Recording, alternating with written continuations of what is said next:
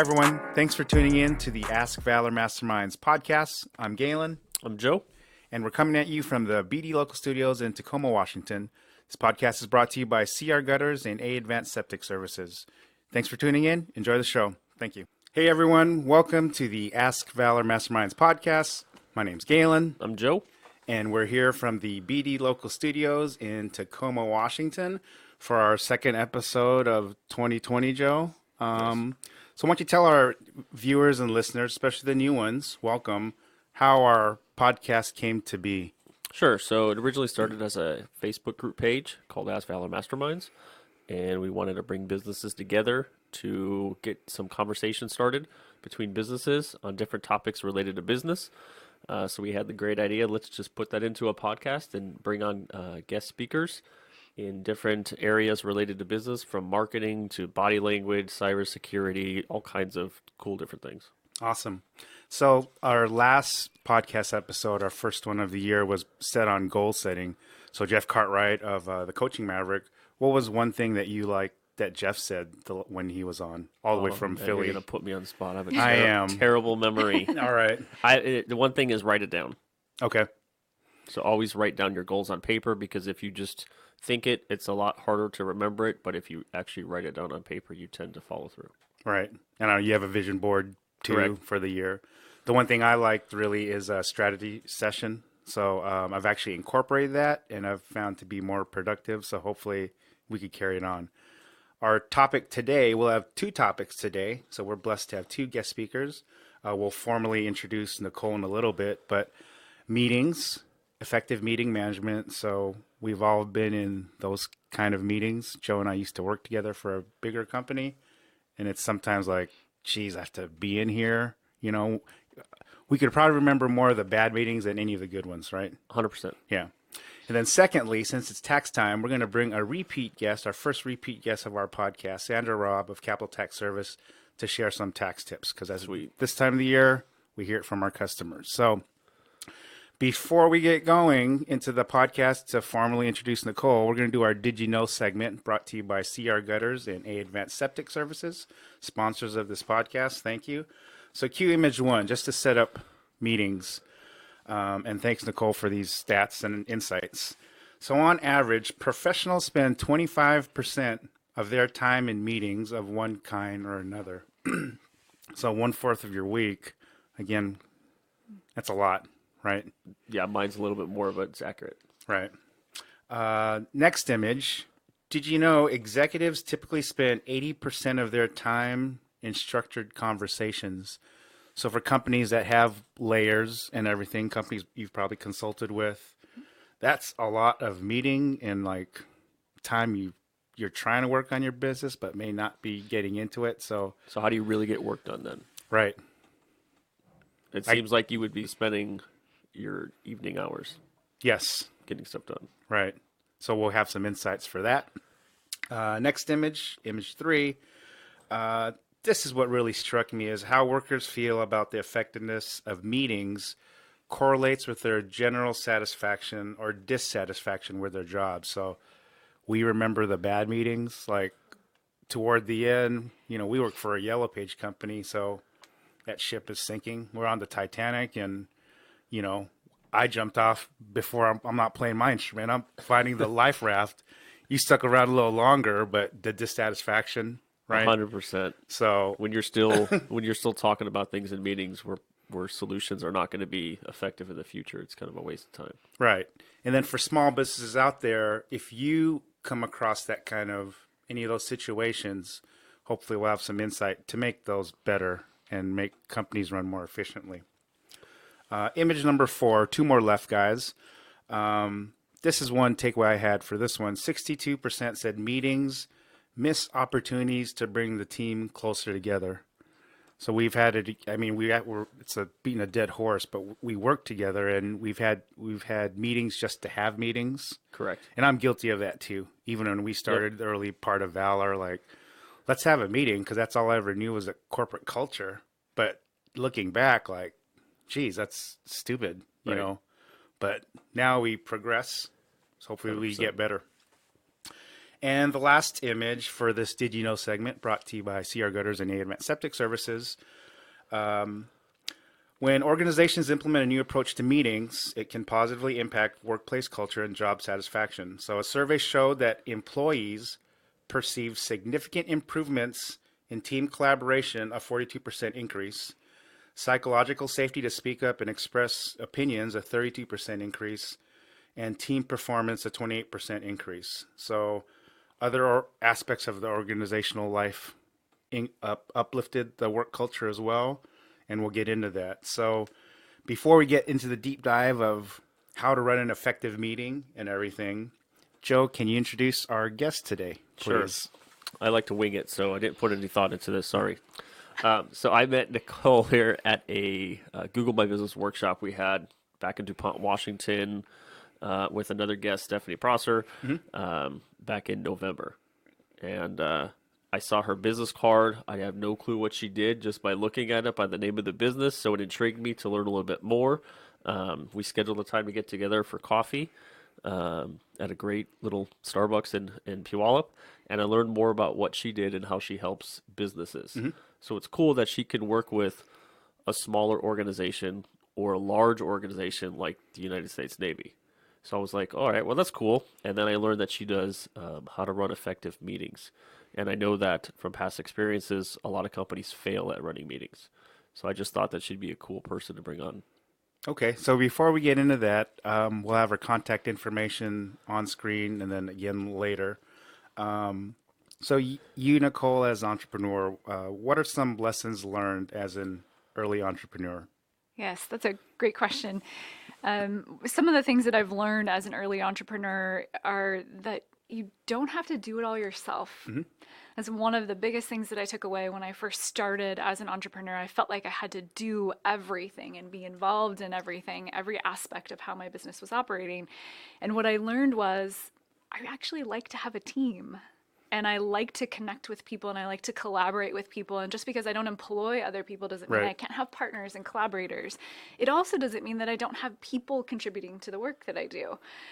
So I learned things that I wanted to delegate or outsource in my business that left me with the time to do the real work of getting and connecting with organizations. Awesome. Sweet. So what is the best piece of advice that you've been giving so far? One of the best pieces of advice that I've kind of uncovered so far, I read this not that long ago, and it was give people the chance to say yes to you. I think as an entrepreneur, that has just resonated with me so much because a lot of the time as an entrepreneur, you spend your time out meeting people, trying to tell them about what you do and offer them your services. And when you shift your thinking to go out and give someone the chance to say yes to you versus I'm going out and trying to sell someone something, which feels intimidating and it doesn't feel right or resonant with me. I love the opportunity to share what I do and how I can help an organization and give someone the opportunity to bring that into their organization or business. I think it's a different kind of thinking or feeling about it. So I love that. So it's definitely more relationship based than transactional based when you find clients or work with clients then, right? Yes. So you're changing your mindset. Changing my mindset about how I would approach a conversation or someone. I'm just giving you the opportunity to say yes to what I have to offer versus I'm offering you something that feels intimidating. It takes the pressure off of what you're trying to do. Absolutely. Okay. Yeah. All right. So, well, this question wasn't on our list, but I'm gonna throw a curveball here. I was warned about you. Your business name. Yes. How did you come to your business name? Is there a meaning behind it? How did that come to be? Yes. So there is a meaning behind it. It's actually the symbol for the escape velocity equation. Okay. That's above my pay grade, so you'll have to explain. So, when we're trying to go to the moon or go into space, right, the escape velocity equation, the VESC, is the equation that allows rockets to leave Earth's atmosphere. Okay. So I like being that catalyst for people, for their possibilities, for them to break through barriers that they might have with themselves internally or within their organizations to really achieve maybe things that they didn't think were possible before. Okay. And quick, one other one then. How many other names did you come up with before you hit that one? Or did you know right away? I had that idea in my head for a while. That something about that concept really resonated for me. I've been through several of those personal breakthroughs in my life. And I love creating those light bulb moments for people where they have an opportunity to like discover something about themselves or about their possibilities. Okay. That's really kind of drives me. Impact is one of my core drivers. So I Right. love the idea of helping to create impact in a space. So I thought about using my name, which is what a lot of consultants and people do in that space. So I did consider that, but then decided to go with something that would drive me Right. in my organization or business. And Plus, do it you- made you curious about Yeah. what I did. So that, I guess Do you have a that's working out. physics or a mathematics background? I do not. Okay. Even on my website, I think it says, well, I don't do any math, but I can help you solve some complex business equations. Okay. Yeah, the only thing I remember, anything space related, I'm a football fan, so when the Rams won the Super Bowl under Dick Vermeil, they use the term like max Q, which is like when you leave, the maximum pressure that like the rocket could take or something. So they wanted to perform at like maximum performance as an organization, top down. Oh, I Anyway, like that. That's a non sequitur. Sorry about that, guys. Last question before we get into the meeting stuff. So why is marketing your business important? Since this is a marketing podcast, what are your thoughts on marketing? Yes, it's absolutely essential. I think, especially as a consultant, you're not selling a commodity. You don't have a product necessarily that you're typically out there saying, hey, look at this thing I created and it's really wonderful. You're selling yourself. You're selling what you can do for an organization, who you are. Do we connect? Do we align?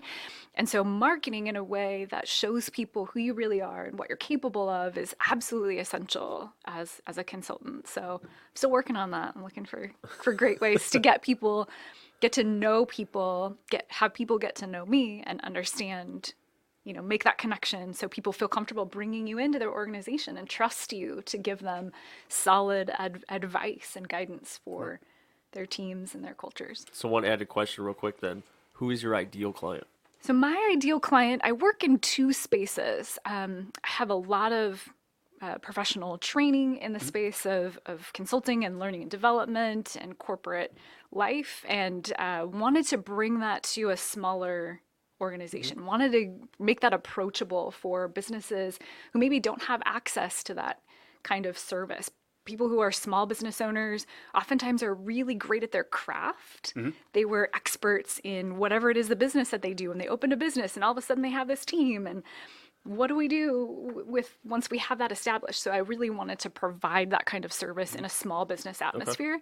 But then I also have larger clients as well. So small businesses looking to grow with teams of 5 to 20 is kind of one ideal client.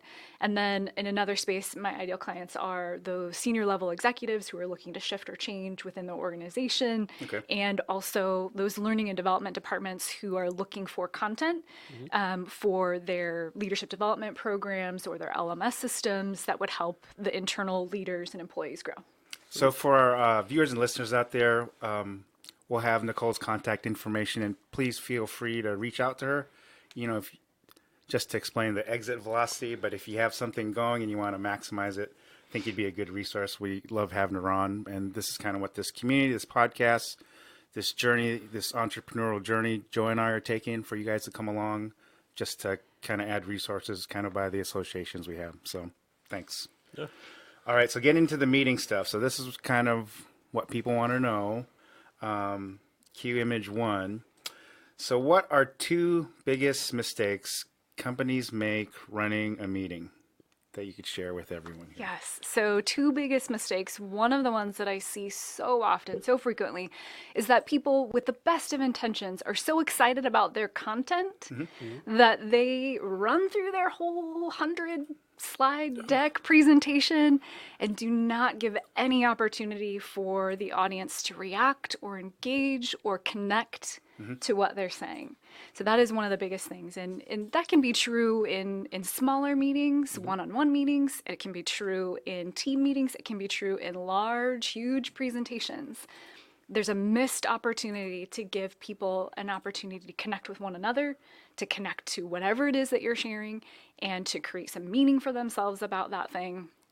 And then have a really solid outcome as a result of that. So people getting so excited, they run through their content and they say at the end, and anyone have any questions? And you have people with glazed over eyeballs in the audience. Because you just turned the faucet on and just let it. Yes. Right. Yeah. So that's one of the biggest mistakes that I see. The other is about safe space. So we talked a little bit, you said in some of the statistics about how meetings are a missed opportunity to create that psychological safety and trust within an organization.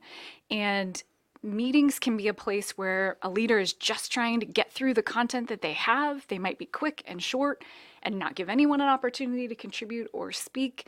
They also may be spaces where people are talking over one another, where people are saying things like someone shares an idea and like, well, we've done that before. We're not going to do that again. That's a silly idea. So they're compromising the safety in their cultures as a result of the way that they operate and engage with each other during conversations and meetings. So those are the two biggest missteps I see. Because I think with some clients, and I've heard, we've talked about this before, we've had some of our own clients or people we work with that have worked for a bigger company. They were disgruntled by, for whatever reason, philosophical difference, or I think I could do it better, and start their own company. And it probably, the impetus was probably sitting in a meeting, if you're getting, put on the spot or getting yelled at or something, like those things start in that psychological space. Like that's a real issue nowadays, like mental health and taking care of your employees, right? Yes. So, awesome. So what's the importance then of a well-managed and well-run meeting? The importance is creating the space. I mean, well-run meetings, well-run interactions and conversations can lead to improvement of actual business results. This is not just about fluff or soft leadership skills. This is actually about achieving better results. Okay. A well-run meeting gives you the opportunity to connect to the individuals in the room, to have an opportunity to surface their voices in a way that makes them feel heard and understood. So you're establishing trust, you're establishing that psychological safety we talked about. You're also getting the best thinking. So you have an environment where you're continually bringing in collective thinking from all of those you have contributing. You're creating shared meaning and vision for what you want to achieve as an organization. And you're also generating those committed actions. So in every interaction or meeting, you have an understanding of who's supposed to be doing what and by when, so that you're actually furthering those results every time that you have an opportunity to engage or meet. So for the smaller company, a lot of our listeners and viewers are the small business, not the big enterprise clients. Is there a real life case scenario that you could share where you saw it firsthand of how they kind of implemented some of your processes and then, wow, I'm up 10, 20% over last year because of simply listening or doing things the right way, more efficiently? Yeah, absolutely. So some of the clients that I work with, there's different dynamics, obviously, in every organization. And the one I'm thinking of is one that's not only a company that started small and grew, but it's also a family-owned organization. Oh, cool. So there's a lot of different dynamics there when you talk about working with your brothers and sisters or your dad or whomever that happens to be. And so creating an environment where you all have some operating practices that you operate under when you come in and you meet together, some agreements that you come to, and then a process by which you have really intentional meetings where you have specific things that you're wanting to discuss and achieve, and you have specific outcomes you want to know about, and then you all have agreement on what those things are. You're creating common understanding about what you're there to do and achieve, and then you are also generating those committed outcomes. And so it can make those meeting times not a waste of time. Right. You talked about those. You gave some examples of you sat in meetings and you're like, oh my gosh, this is the biggest waste of time. And you've got to, you mentioned those executives who are like, how are they even getting their work done? If you shift the thinking to the idea that the meeting is where you do the real work, it's where you get the real voices, it's where you get the best ideas, it's where you get that collective thinking that will help your business to achieve those better results, then that's where you have that real success factor. In the business that I'm thinking of, they implemented these regular meetings where they actually started having conversations.